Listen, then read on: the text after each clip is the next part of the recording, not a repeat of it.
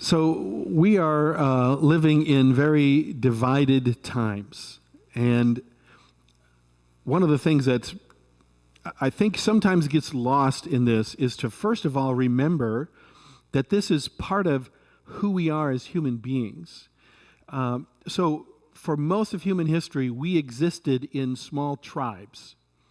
And a tribe was this small group of people that many of them you were related to by blood. And you were in the midst of other tribes, and so people from other tribes represented danger. And so it's sort of like baked into our biology that we orient ourselves to the people like us, and we distrust the people around us. Or, I'm sorry, the people outside of that inner circle. And so that is in our biology, this tribal nature, but then our sinful tendency, our sin nature takes over. And not only then, we have like a legitimate concern about people who are from a different area, but then it becomes a hatred towards these other people. We make generalizations and judgments about them. And then, in our world today, we have these massive conglomerations of nations. In the United States, we have all of these various people from various backgrounds, and we struggle to get along with them. And we sort of stratify. These are the good people. These are the bad people. We tend to look down on people. Even in our religion, we have a certain faith perspective, and then we look down on, and we get angry at, and we become suspicious of, and we're just divided about so many different things. And this division then becomes elevated into just outright, can be violence, can be very great walls that are built between us and the people around us. And it gets exacerbated by the media that we watch, the social media that we engage in. There's so much energy about these differences and sort of like the desire to get our attention, the desire to build an audience, causes people and organizations to emphasize certain things that trigger us. And so we get more and more hostility, more and more anxiety, and then more and more division. And that's the world that we live in. So one example of this, how our even religion becomes this source of great tension, was Northern Ireland. I grew up in the 70s, 80s, and 90s. I remember hearing so much about the conflict between Catholics and Protestants in Northern Ireland. Do you guys remember this? Reading these just terrible things, bombings, murders, just a lot of violence between the two religious groups. And so people in Ireland, there were many people who were concerned about this and trying to do things to help bridge this chasm between these two groups. And so one of the things that was done was various people, there were a number of these, they built what they called peace cafes, or what actually came to be known as peace cafes.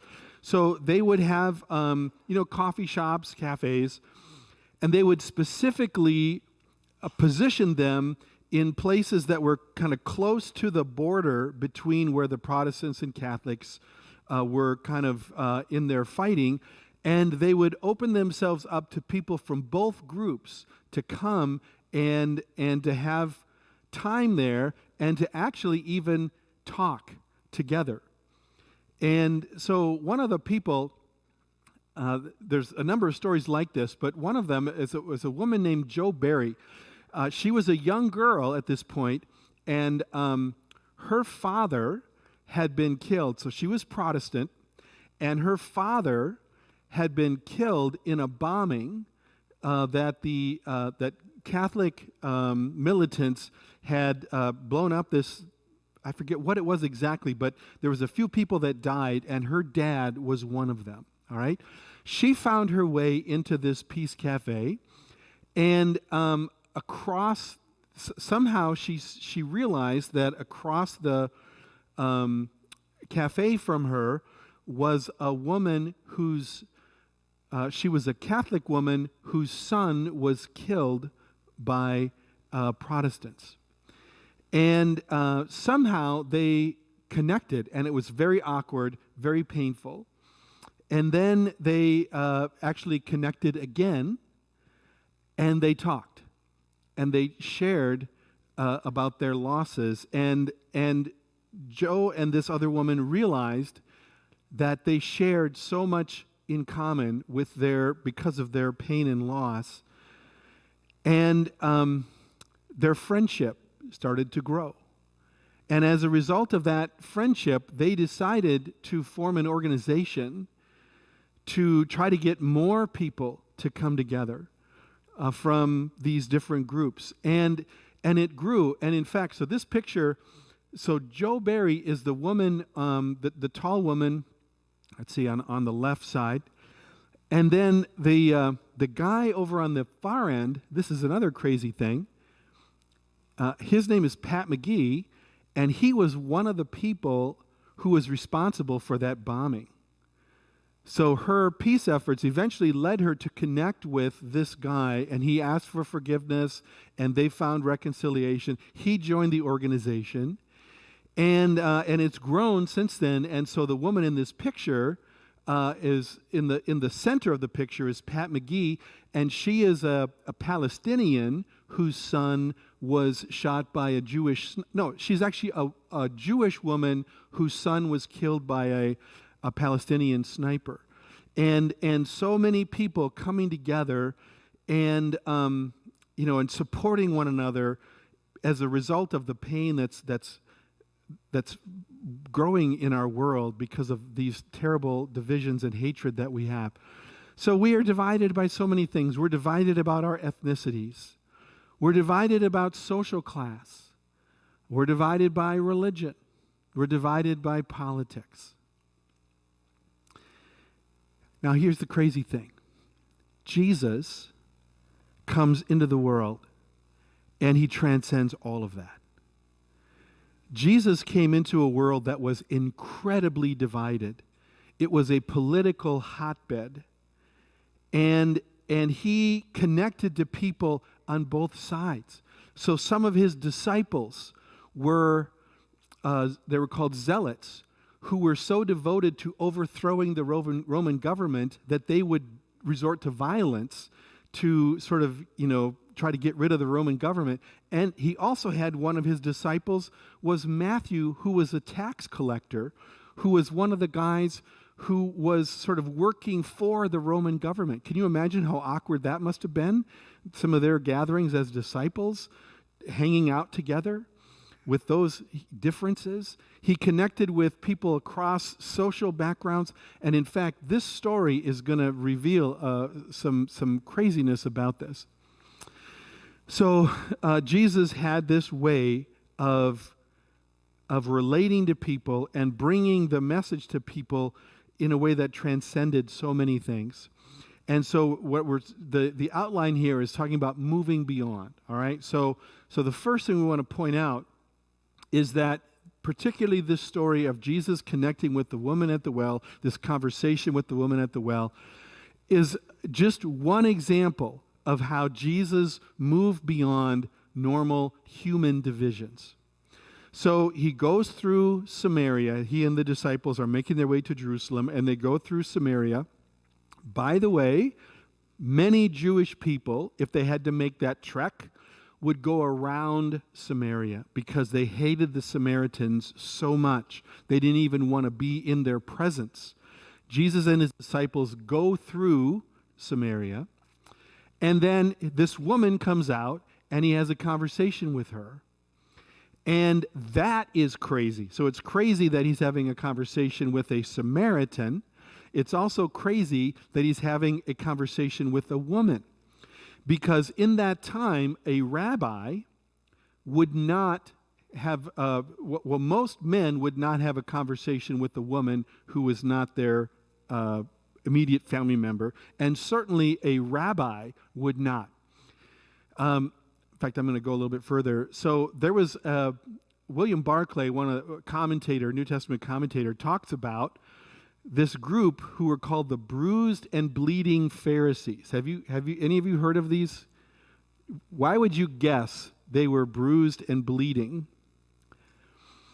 It's because they were so adamant about not talking with women that if they came across a woman in public who was not one of their family members, they wouldn't even look at her. They would turn away, and they sometimes would fall down or walk into buildings. So they were called the bruised and bleeding because they were so holy, they wouldn't even look at someone of the opposite sex. And so that's the world we're talking about. And Jesus is sitting there, and a woman comes, and he engages her in conversations like, wow. The other thing I want to point out, just prior to this, in chapter 3, if you remember a few weeks ago, we preached about this, Jesus has a conversation with Nicodemus. Nicodemus was like one of the richest people in Palestine at that time. He was one of the leaders of the Jewish religious group, like the Sanhedrin. So he is like part of the elite. So Jesus hangs out with this person, has a conversation with this person who's part of the elite. Then shortly thereafter, he's having a conversation with a person who's on the complete opposite end of the spectrum.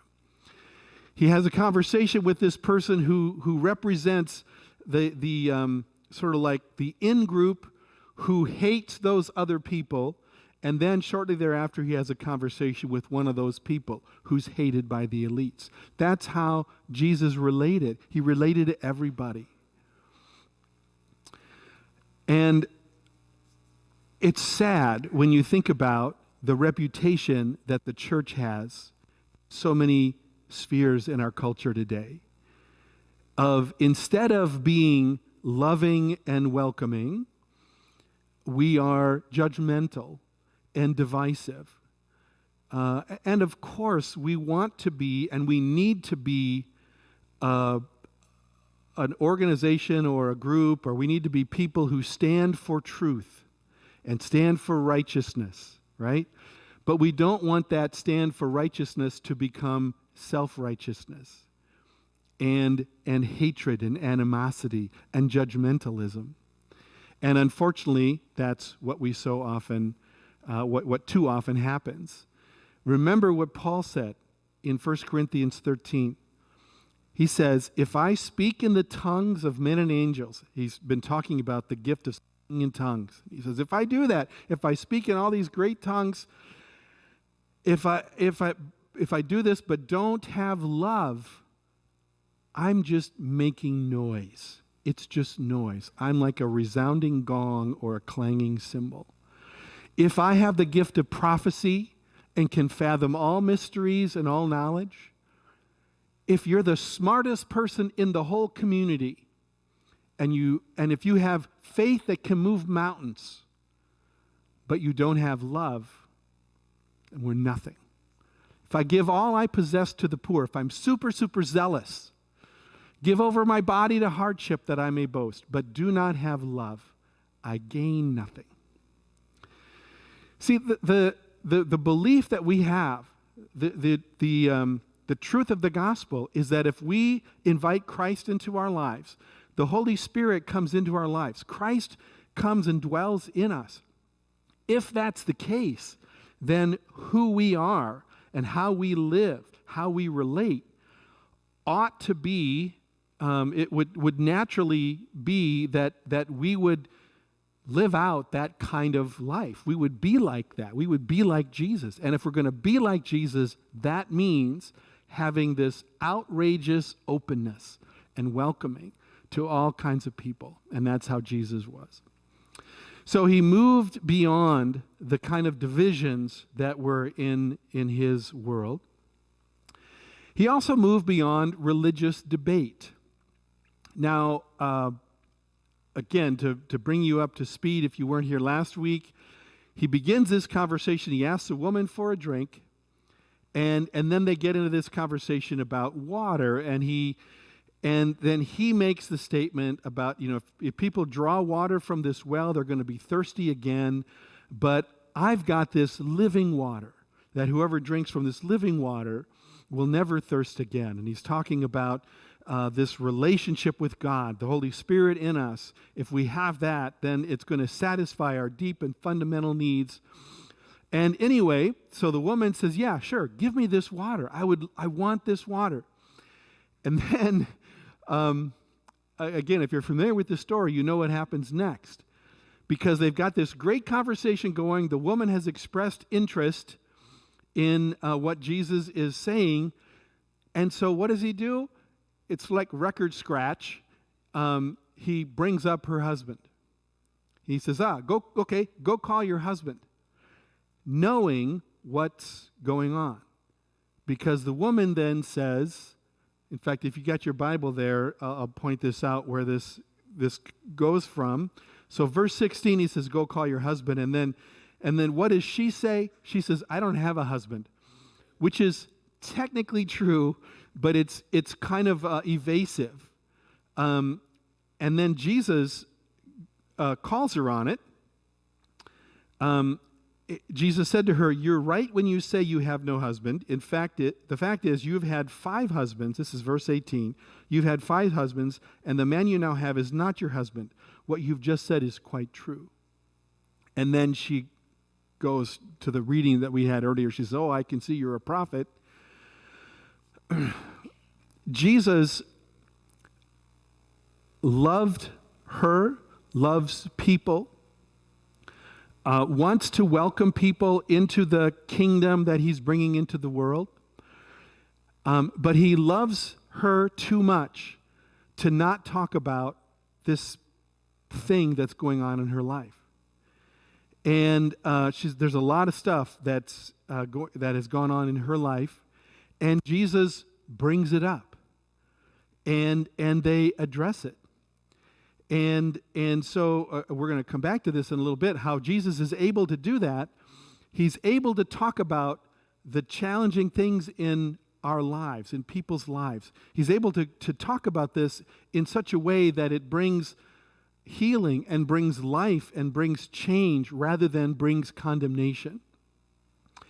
And so then, after bringing this up, then another evasive maneuver. This is verse 19. She says, sir, I can see you're a prophet.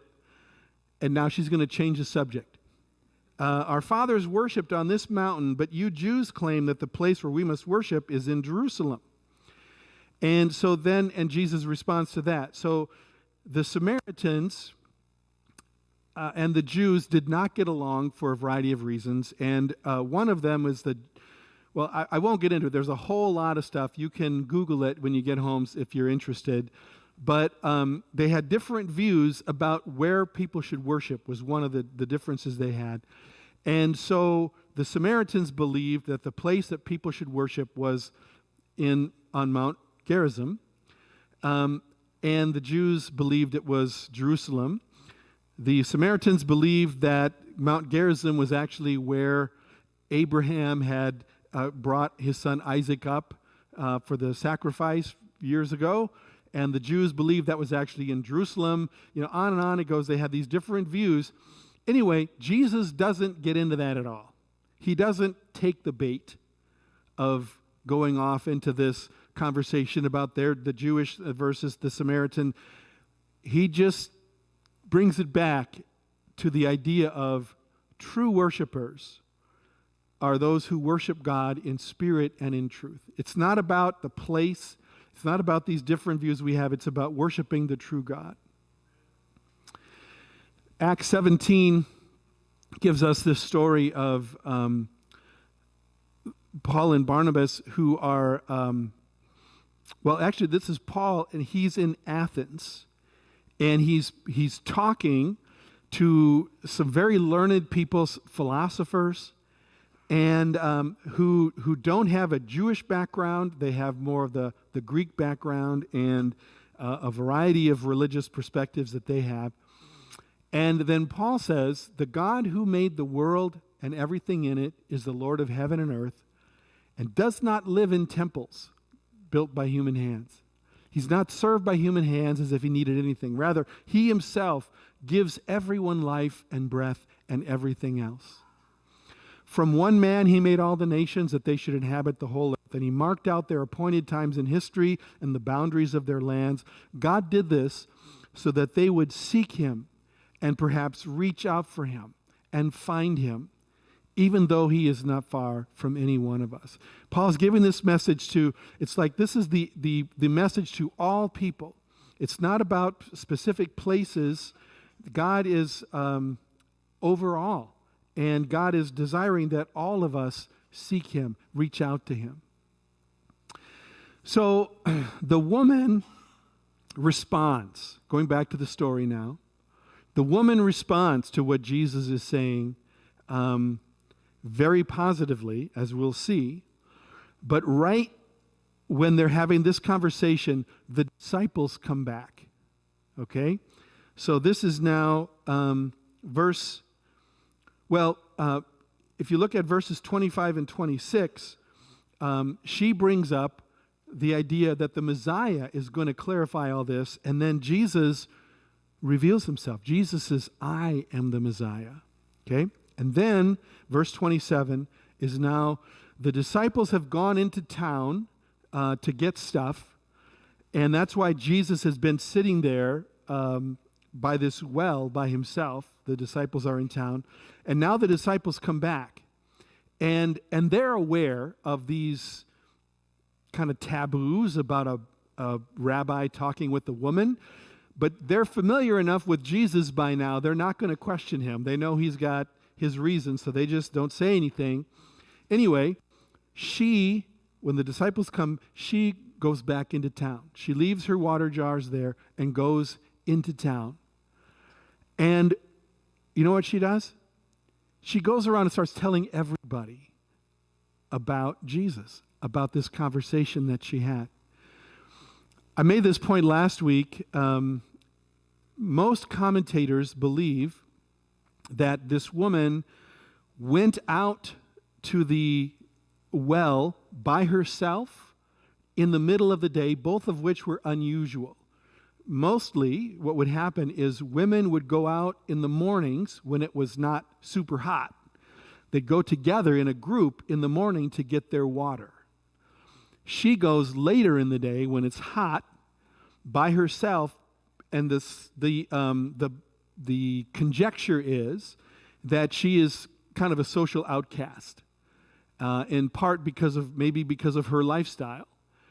And so she goes back into a town that, again, we're making some assumptions here, but just let's roll with it for a minute. She goes back into a town of people that kind of, look down on her, maybe reject her. And yet, even those people, she just goes around and tells them, you got to see this guy. Come see this man who told me everything I ever did.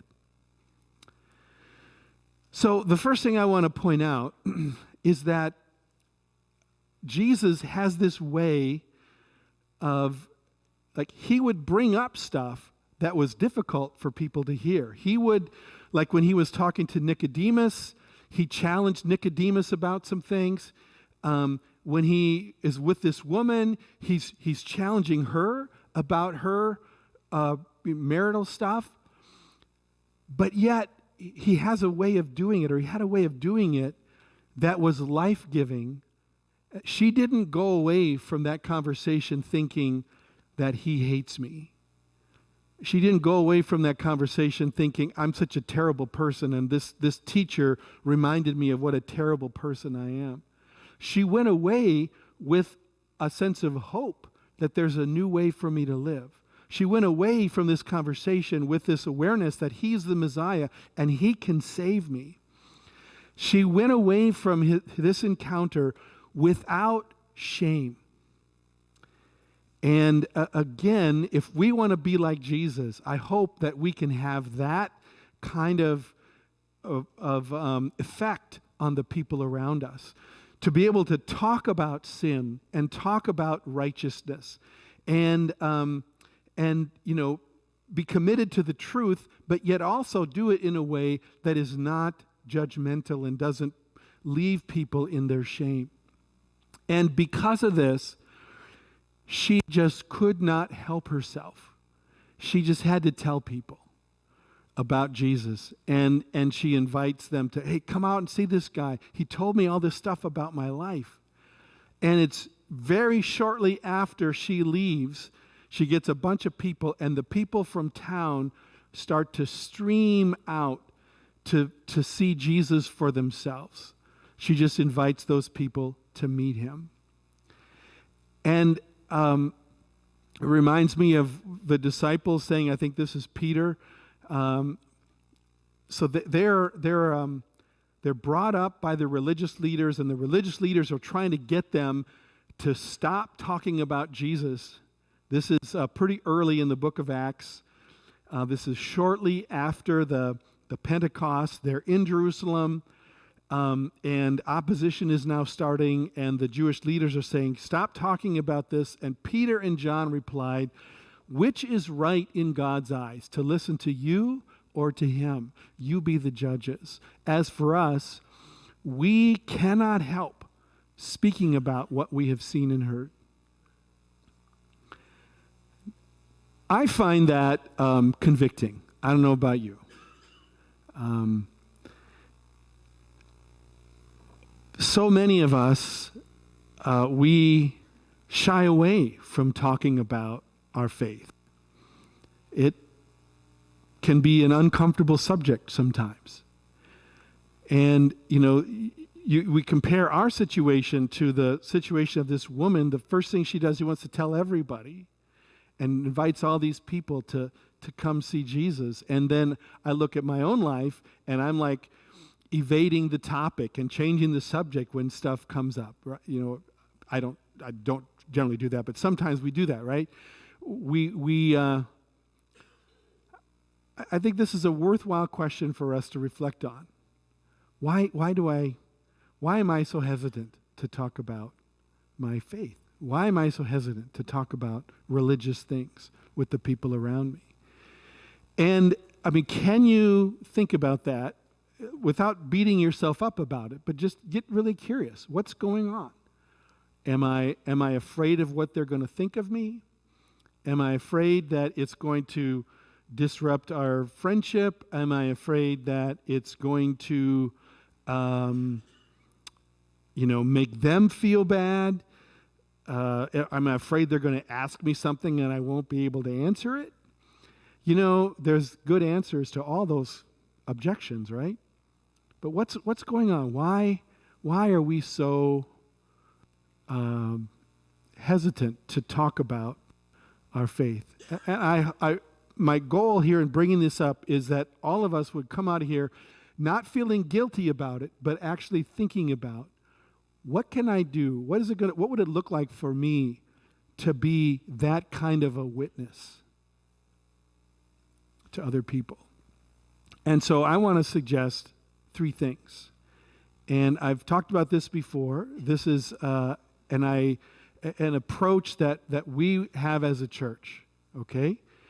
So can you do this? So the first is what we would call ID 5.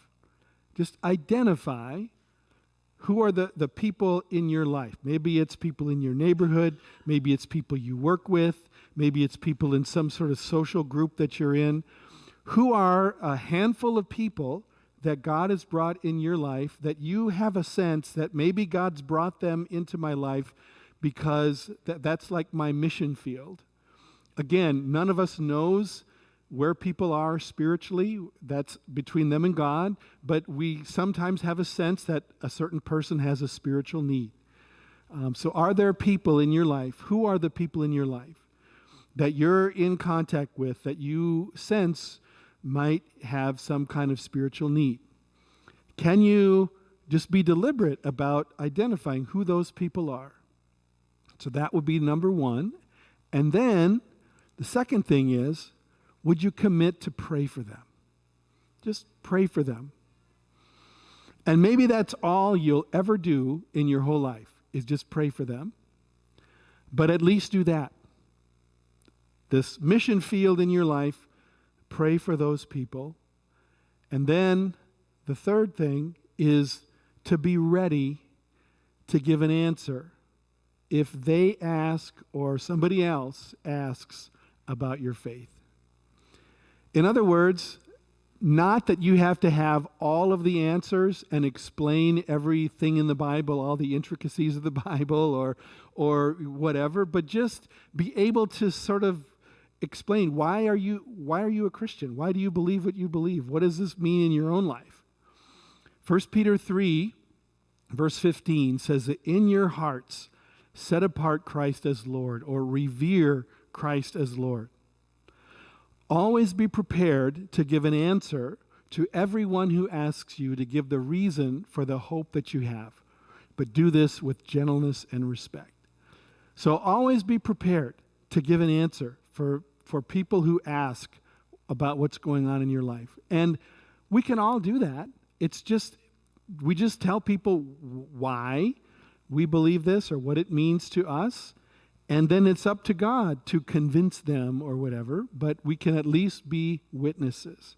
So would you do that? Would you be willing to work on these 3 steps? And we believe as a church that if we're doing this, that God will bless that and will enable us to be the witnesses that He calls us to be.